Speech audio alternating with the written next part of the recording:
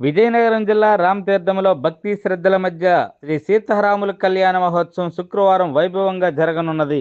ఈ మహోత్సవాన్ని పురస్కరించుకొని దేవస్థానం అధికారులు అన్ని ఏర్పాట్లను పూర్తి చేశారు. ఇప్పటికే ఆలయ ప్రాంగణం భక్తులతో కిటకిటలాడుతుంది. ఈసారి కళ్యాణ మహోత్సవానికి ప్రత్యేక ఆకర్షణగా తలంబ్రాలు నిలవనున్నాయి. రామభక్తులు ఎంతో భక్తి శ్రద్ధలతో ధాన్యపు గింజలపై తొక్కను తొలగించి బియ్యంగా తయారు చేసి ఆ బియ్యపు గింజలపై శ్రీరామ అని స్వహస్తాలతో రాశారు. ఈ బియ్యపు గింజలను శుక్రవారం జరిగే సీతారాముల కళ్యాణంలో తలంబ్రాల ఘట్టంలో ఉపయోగించనున్నారు. భక్తులు ఆత్మీయత, భగవంతునిపై వారి అపారమైన భక్తి ఈ ప్రత్యేక తలంబ్రాల రూపంలో ప్రతిబింబిస్తుంది.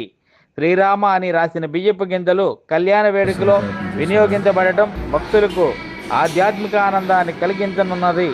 ఈ అరుదైన దృశ్యం చూడడానికి వచ్చిన భక్తులకి ఇది నిజంగా కనువిందు చేయనుంది.